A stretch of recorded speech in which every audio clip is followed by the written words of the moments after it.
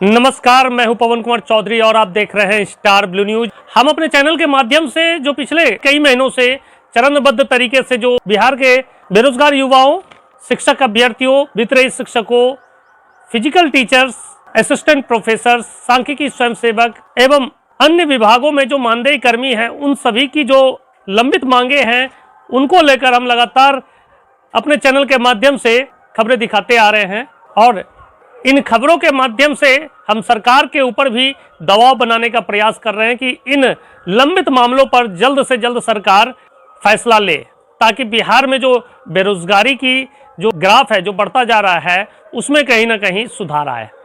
खबरों के माध्यम से हमसे जुड़े रहने के लिए YouTube पर हमारे चैनल को सब्सक्राइब करें और बेल आइकन को दबाकर घंटी बजाएं। इन सभी विषयों को हम लगातार आगे भी अपने चैनल के माध्यम से उठाते रहेंगे। आगे बढ़ने से पहले हमारे दर्शकों से गुजारिश है कि यदि अभी आप हमारे चैनल पर आए हैं तो हमारे चैनल को अभी सब्सक्राइब करें, ताकि हम जो खबरें अपने चैनल के माध्यम से आपके हितों को लेकर बनाते आ रहे हैं, उन खबरों से आप सीधे जुड़ सके। अब हम बात करते हैं बिहार के उन शिक्षक अभ्यर्थियों की जिनकी लंबे समय से मांगे रही है, जिस पर सरकार अब तक विचार नहीं की है। आपने देखा होगा कि लगातार हम वित्तीय शिक्षकों का मुद्दा है उसको अपने चैनल के माध्यम से जो उठाते आ रहे थे, जिसके बाद की विधानमंडल के दोनों ही सदनों में बिहार के वित्तीय शिक्षकों का मुद्दा अब गरमाने लगा है। उसके अलावा सरकार ने भी इस पर संज्ञान लिया है। विद्यालय और डिग्री महाविद्यालय के राज्य भर के शिक्षक एकत्र हुए हैं। उनका अनुदान वर्षों वर्षों से लंबित है और उनके घाटानुदान आधारित वेतनमान के लिए कोई प्रक्रिया या कोई समीक्षा शुरू नहीं की गई है। माननीय शिक्षा मंत्री जी बैठे हुए हैं, कम से कम उनके संघ के जो भी डेलीगेट्स हैं उनको आज सदन बीतने के बाद एक समय देने की कृपा करना चाहेंगे। 7 साल का जो उनका परफॉर्मेंस आधारित अनुदान है वो रुके हुए हैं और उनका डिमांड है कि घाटा अनुदान की कार्रवाई की जाए। इसलिए महोदय, मेरा भी आग्रह है आपसे, आसन से, कि उनको उनके प्रतिनिधियों से बुला के सरकार बात करे, माननीय मंत्री बात करें और वो जो उलझा हुआ मामला है उसको सुलझाएं महोदय। इसलिए सदन चल रहा है, लोग धरना पर हैं, मैं आग्रह करता हूं। सूचना ग्रहण महोदय, हम अपनी इसी कड़ी में आगे बात करने जा रहे हैं बिहार के लाखों बेरोजगार शिक्षक अभ्यर्थियों की, विशेषकर फिजिकल टीचर्स की जो बहाली को लेकर सरकार की ओर से बार बार तारीखों का ऐलान किया जाता है, लेकिन अब तक उस पर न तो बहाली प्रक्रिया शुरू की गई है और न ही इस दिशा में सरकार की ओर से ठोस कदम उठाए गए हैं। हम आपको बता देना चाहेंगे कि 2011 के जो माध्यमिक शिक्षक पात्रता परीक्षा यानी कि STET की जो परीक्षा हुई थी और उसके तहत जो 2013 में शारीरिक शिक्षकों का नियोजन हुआ था, उसके बाद से अब तक बिहार के विभिन्न माध्यमिक विद्यालय है या मध्य विद्यालय है, उन विद्यालयों में जो शारीरिक शिक्षक पद की रिक्तियां हैं उसके विरुद्ध अब तक बहाली प्रक्रिया नहीं निकाली गई है। बिहार के हजारों शारीरिक शिक्षक अभ्यर्थी ऐसे हैं जो सरकार की ओर अब तक टकटकी निगाहें लगाए हुए हैं कि कब सरकार की ओर से इस पर फाइनल डिसीजन लिया जाएगा और एक बार फिर बिहार में शारीरिक शिक्षक पद के लिए बहाली प्रक्रिया आरंभ होगी। विधानमंडल में जो बिहार के शिक्षा मंत्री की ओर से ऐलान किए गए कि 7वें चरण की जो शिक्षक बहाली प्रक्रिया निकाली जाएगी, जिसके तहत कि सभी विषयों के साथ साथ शारीरिक शिक्षक पद के लिए भी शिक्षकों की नियुक्ति की जानी है। उसके लिए सरकार की ओर से जो नए आयोग का गठन किया जा रहा है, उस आयोग के द्वारा बहाली प्रक्रिया को पारदर्शी ढंग से पूर्ण किया जाएगा। सदन में सरकार की ओर से लगातार इस पर जवाब दिया जा रहा है, लेकिन 7वें चरण की जो शिक्षक नियोजन प्रक्रिया आरंभ होनी है, उसको लेकर जो नए नियमावली प्रस्ताव पर न तो कैबिनेट की मुहर लगी है और न ही इसे विधानमंडल के दोनों ही सदनों में पेश किया जा सका है। यही कारण है कि अब तक बिहार में शिक्षक बहाली प्रक्रिया रुकी हुई है। बिहार के लाखों शिक्षक अभ्यर्थियों को 7वें चरण के शिक्षक नियोजन आरंभ होने का इंतजार है। महोदय, वर्ष 2023 में नियुक्ति की प्रक्रिया माध्यमिक विद्यालयों में पूरी होगी महोदय, और इसमें सदस्यों को चिंता नहीं करनी चाहिए। ये नियुक्ति की प्रक्रिया पूरी हो जाएगी, ये नियुक्ति करने की प्रक्रिया को पूरी कर लेंगे, ये हम लोग जरूर जानना चाहते हैं। आप नियुक्ति कर लेंगे 6 महीना में या नियुक्ति की प्रक्रिया पूरी कर लेंगे, यह सबसे महत्वपूर्ण बात है। महोदय, जब वर्ष 2027 में हमको नियुक्ति कर देनी है तो इसमें सच को चिंता नहीं होनी चाहिए। सरकार कब 7वें चरण की शिक्षक नियोजन की प्रक्रिया आरंभ करेगी, इसी की प्रतीक्षा कर रहे बिहार के शिक्षक अभ्यर्थियों का अब सब्र का बांध टूटता जा रहा है। और खास करके जो शारीरिक शिक्षक के पदों के लिए जो अभ्यर्थी हैं, उनका भी सब्र का बांध अब टूटता जा रहा है। इन्हीं विषयों पर बातचीत करने के लिए हमारे साथ मौजूद हैं शारीरिक शिक्षक अभ्यर्थी दीपा झा जी, जो कि न सिर्फ एक शारीरिक शिक्षक अभ्यर्थी है, उसके साथ ही साथ स्पोर्ट्स पर्सन भी हैं। दीपा जी, हमारे चैनल में आपका स्वागत है। दीपा जी, जिस तरह से सरकार बार बार शारीरिक शिक्षक अभ्यर्थियों के नियोजन को लेकर ऐलान करती है, लेकिन इसको लेकर कोई आधिकारिक नोटिफिकेशन नहीं जारी किया गया है। 2011 में जो माध्यमिक शिक्षक पात्रता परीक्षा का आयोजन किया गया था, उसके आधार पर जो 2013 में जो शारीरिक शिक्षक पदों के लिए शिक्षकों की बहाली की गई थी, उसके बाद अब तक शारीरिक शिक्षक अभ्यर्थियों का नियोजन नहीं हो पाया है। सरकार पिछले 2-3 वर्षों से बार बार ऐलान करती है कि जल्द बहाली प्रक्रिया शुरू की जाएगी, लेकिन इतने लंबे अरसे के बाद भी स्थितियां जस की तस है। सरकार जो कहती है उसको अमल में नहीं लाती है। क्या माना जाए कि बिहार के जो शिक्षा मंत्री प्रोफेसर चंद्रशेखर जी, जो कि स्वयं भी एक शिक्षक है, उनसे सभी शिक्षकों को काफ़ी उम्मीदें थी कि शिक्षकों के हितों की रक्षा के लिए वो कार्य करेंगे, लेकिन अब तक वैसी कोई स्थिति बनती नजर नहीं आ रही है। शारीरिक शिक्षक अभ्यर्थियों का सब्र का बांध टूटता जा रहा है। ऐसे में आप सरकार से क्या मांग रखना चाहती हैं?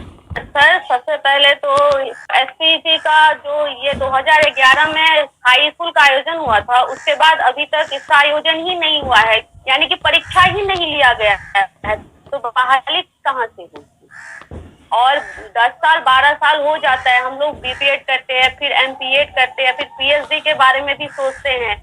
सर, हम आपको बताना चाहते हैं कि जैसे जितना भी बीपीएड में खर्चा होता है, वैसे ही बीएड में भी खर्चा होता है, जैसे एमपीएड में खर्चा होता है, वैसे भी एमएड में खर्चा होता है। तो सब्जेक्ट टीचर को ये मौका देते हैं बार बार, तो फिर फिजिकल टीचर को क्यों नहीं ये लोग मौका देते हैं? क्या सरकार नहीं चाहती है जो बिहार के जितने भी बच्चे हैं वो शारीरिक और मानसिक रूप से स्वस्थ रहे? जी दीपा जी, सरकार की ओर से तो बार बार ऐलान किए जाते हैं, लेकिन इसको अमल में नहीं लाया जा रहा है। तो उसको लेकर क्या मानते हैं कि शिक्षा विभाग के जो अधिकारी हैं उनमें कहीं कमी है, या शिक्षा मंत्री हो या जो भी मंत्री स्तर के सरकार के जो अंग हैं उनमें कहीं ना कहीं खामियां है, जो लेट लतीफ़ी है उसका खामियाजा शिक्षक अभ्यर्थियों को भुगतना पड़ रहा है? क्या मानते हैं आप? सर, एक ये मिडिल स्कूल का शारीरिक शिक्षक का परीक्षा ली गई थी 2020 में, और इससे पहले जो टीचर की बहाली होती थी शारीरिक शिक्षक के, तो उसमें फुल वेतन पे होती थी, जैसे मैथ टीचर का सैलरी है वैसे भी फिजिकल टीचर का। लेकिन 2020 में जो अनुदेशक का बहाली हुई, उसमें मात्र 8,000 सैलरी पे ये शिक्षक का नियुक्त किया गया है, वो भी मिडिल स्कूल के लिए। उसके बाद हाई स्कूल का कभी कोई परीक्षा नहीं ली जा रही है। बार बार बोलते जा रहे परीक्षा लेंगे, बहाली होगी, बहाली होगी। जितने मेरे मधुबनी जिला में अभी हाई स्कूल में 50 सीट खाली है, और ये मिडिल स्कूल में भी बहुत सारा सीट खाली है। न्यूज वाले यहाँ से लिख के देते हैं जो इस जिला में इतना सीट खाली है, आप परीक्षा लीजिए। सर, सबसे पहले तो हम लोग को परीक्षा लेगा तभी ना कोई आगे प्रक्रिया होगी। और सर, हम लोग का सीटेट भी नहीं होता है। अगर स्टेट गवर्नमेंट एग्जाम ना ले तो हम लोग का कोई, क्योंकि सेंट्रल गवर्नमेंट सीटेट में इसको ऐड ही नहीं किया है, तो हम लोग 5 साल 10 साल 20 साल इंतजार करते ही रह जाते हैं, कोई मौका ही नहीं दिया जाता है। बहुत बड़ी इंफॉर्मेशन आपने दी कि सीटेट जो सेंट्रल गवर्नमेंट की ओर से सीटेट की परीक्षा आयोजित की जाती है, सीबीएसई इस सीटेट परीक्षा का आयोजन पूरे देश भर में शिक्षक पात्रता परीक्षा का आयोजन करती है। इसके तहत विभिन्न विषयों के शिक्षकों के लिए तो सीटेट में उन्हें मौका मिलता है पात्रता परीक्षा देने का, लेकिन शारीरिक शिक्षकों के लिए कोई प्रावधान नहीं रखा गया है। तो ऐसे में बिहार के जो जितने भी शारीरिक शिक्षक अभ्यर्थी हैं उनके लिए बिहार सरकार द्वारा जो माध्यमिक शिक्षक पात्रता परीक्षा आयोजित की जाती है, यानी कि एस्टेट की जो परीक्षा आयोजित की जाती है उसके माध्यम से ही शिक्षक पात्रता परीक्षा पास कर सकते हैं। वही एक रास्ता उनके पास बचता है। सीटेट में उनके लिए केंद्र सरकार की ओर से कोई जब प्रावधान नहीं किया गया है तो उनके लिए काफ़ी मुश्किलें नज़र आ रही है। तो ऐसे में जो भी शारीरिक शिक्षक अभ्यर्थी जो कि बीपीएड या एमपीएड या अन्य कोर्सेज करके बैठे हुए हैं बिहार में, आज भी बेरोजगारी का दंश झेल रहे हैं, उनके लिए सरकार क्यों कोई ठोस कदम नहीं उठाती है? दीपा जी, आप एक स्टेट प्लेयर हैं, कबड्डी की स्टेट लेवल की प्लेयर हैं, उसके अलावा आप कबड्डी में एम्पायरिंग भी कर रही हैं। क्या आप सरकार के किसी प्रतिनिधियों से इस विषय पर आपसे बात हुई है? सर कुछ विचार नहीं हुई है। और सर एक बात और मैं बताना चाहूंगी, जनसंख्या के आधार पर मेरा राज्य दूसरे नंबर पे आती है और अभी तक ओलंपिक में जो है ओलंपिक के लिए नॉमिनेट नहीं किया गया है, तो पार्टिसिपेट कहाँ से करेगी सर? क्योंकि जब तक स्कूल स्तर पे खेल प्रशिक्षक को बहाली नहीं किया जाएगा, ट्रेनिंग नहीं दिया जाएगा, तब तक आगे सर कैसे वो प्लेयर आगे बढ़ेगा। और सर एक और मैं आपसे बताना चाहूंगी, क्योंकि जो डीएसओ होता है डिस्ट्रिक्ट स्पोर्ट्स ऑफिसर, अभी पूरे स्टेट में पूरा जिला खाली है। एक भी डीएसओ का पद पे कोई मतलब में कार्यरत नहीं है। कोई डीएमओ चाहे कोई आईएएस अधिकारी होते हैं उनको सौंप दिया जाता है, जो आप देखिए वो कब देखने आते हैं? कोई नहीं। पूरा जिला का जो खेल का सर दशा बना हुआ है उसका कोई ये नहीं कर रहा। अभी सर मधुबनी जिला में 7 करोड़ के फंड से एक खेल भवन तो बन गया है, लेकिन उसमें सर एक ट्रेनर नहीं है जो बच्चे को सिखाएगा। तो भवन बनाने से सर क्या होगा? जब शिक्षक ही नहीं रहेगा तो वहाँ पे सर उज्जवल कैसे होगा? हमारे बच्चे ना तो राष्ट्रमंडल खेल में जाते हैं ना ही ओलंपिक में जाते हैं, तो कहाँ पे कमी है? सिर्फ अगर खेल मंत्री आते भी है तो वो चेहरा चमकाने के लिए आ जाते हैं और चले जाते हैं, कोई इस पे कभी निर्णय नहीं लिया जाता। दीपा जी, अभी जो बिहार में बजट सत्र चल रहा है, बिहार विधानसभा में पिछले दिनों बिहार की ओर से जो प्रतिनिधित्व कर रही है एक स्पोर्ट्स प्लेयर, जमुई की जो विधायक हैं श्रेयसी सिंह, जो कि दिग्विजय सिंह की पुत्री भी हैं और स्वयं भी स्पोर्ट्स में जो तीरंदाजी में नेशनल लेवल की प्लेयर रही हैं, उनके द्वारा जो सदन में बात रखी गई है कि स्पोर्ट्स प्लेयर के लिए बिहार में सरकार की ओर से कोई कार्य नहीं किए जा रहे हैं। उन्होंने कहा कि एक स्टेडियम का शिलान्यास किया गया है, उसका काम रुका हुआ है। उसके अलावा उन्होंने कहा कि बिहार में स्पोर्ट्स के लिए एक यूनिवर्सिटी का गठन किया जा रहा है। इन सभी चीज़ों का गठन हो रहा है। उन्होंने इन सभी विषयों को उठाया। इससे पहले बिहार में एनडीए की सरकार थी जिसमें श्रेयसी सिंह जो कि स्पोर्ट्स प्लेयर थी, वो भी भारतीय जनता पार्टी की एक विधायक के रूप में सरकार का प्रतिनिधित्व कर रही थी, लेकिन इन विषयों पर भी वो उनकी खामोशी क्या जाहिर करती है? शारीरिक शिक्षक अभ्यर्थियों के मुद्दे को उन्होंने सदन में नहीं रखा। क्या मानते हैं कि जो भी स्पोर्ट्स से रिलेटेड लोग भी अगर बिहार विधानसभा तक पहुंचते हैं, वो स्वयं एक खिलाड़ी हैं, खिलाड़ियों के हितों की रक्षा के लिए कोई ठोस चर्चा सदन में नहीं करती हैं, तो ऐसे में क्या बिहार के जो प्रतिनिधि हैं, जनप्रतिनिधि हैं, अगर स्पोर्ट्स पर्सन भी हैं, तो वो भी इस विषय पर कोई ठोस कदम नहीं उठा पाते हैं? इस सरकार में चाहे वो महागठबंधन की सरकार हो, चाहे एनडीए की सरकार हो, कोई भी सरकारें इन शिक्षक अभ्यर्थियों या स्पोर्ट्स प्लेयर के हितों को लेकर कोई काम नहीं करते। क्या मानते हैं आप? सर सबसे पहले तो मेरा ये मानना है, अगर जड़ मजबूत नहीं होगा तो ऊपर हम कैसे मजबूत कर सकते हैं? जब तक स्कूल का स्थिति हम ठीक नहीं करेंगे स्पोर्ट्स में, तब तक कोई प्लेयर बन ही नहीं सकता है। अगर हम स्कूल में कंटिन्यू गेम करवाते हैं तभी तो बच्चे आगे बढ़ जाते हैं ना। जो प्रखंड स्तर खेलेंगे, जिला स्तर खेलेंगे, राज्य स्तर खेलेंगे, फिर वो नेशनल जाएगा। पहले स्कूल ही नहीं ठीक होगा तो बच्चे कहाँ से सर छलांग लगा के थोड़े ना चले जाएंगे। अभी मधुबनी में सर स्टेडियम का हाल देख लेंगे तो किसी भी प्लेयर को सर रोना आ जाएगा, इतना बुरा हाल है। उस पे कितना दिन से कोई भी काम नहीं होता, इतना कचरा लगा हुआ है, इतना पानी है, पूरा ये है।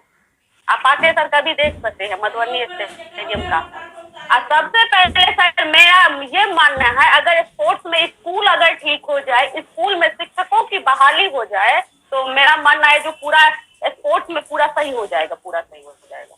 मिडिल में या हाई में स्कूल में अगर टीचर ही नहीं रहेंगे, तब तक कहाँ से हम पढ़ाएंगे, बच्चे को सिखाएंगे, बच्चे को स्टेट लेवल पहुंचाएंगे या नेशनल लेवल पहुंचाएंगे। सर हम लोग को भी तो शौक था, इतना दिन से स्पोर्ट्स में थे, बहुत सारे डिग्री लिए, बीपीएड एमपीएड, जो कि सर बिहार में ये कोर्स होता भी नहीं है। हम लोग महाराष्ट्र में जाके करते हैं, बीपीएड करे, एमपीएड करे, पीएचडी करे, प्लेयर रहे, और तब तक एक एग्जाम के लिए 10 साल 20 साल इंतजार करे, एग्जाम ही नहीं ले रहा है। सबसे सर मुद्दा ये है, जब एग्जाम ही नहीं लेगा तो बहाली कहाँ। बहुत महत्वपूर्ण बात आपने बताया कि बिहार के विद्यालयों में सरकार की ओर से जो स्पोर्ट्स के प्रशिक्षकों की बहाली नहीं हो रही है, जिसके कारण कि बिहार के जो मेधावी स्पोर्ट्स प्लेयर, जो ऐसे छात्र जो कि आगे एक अच्छे स्पोर्ट्स प्लेयर बन सकते हैं, उनके हितों के लिए, उनके आगे प्रगति के लिए सरकार की ओर से कोई ठोस कदम नहीं उठाए जा रहे हैं।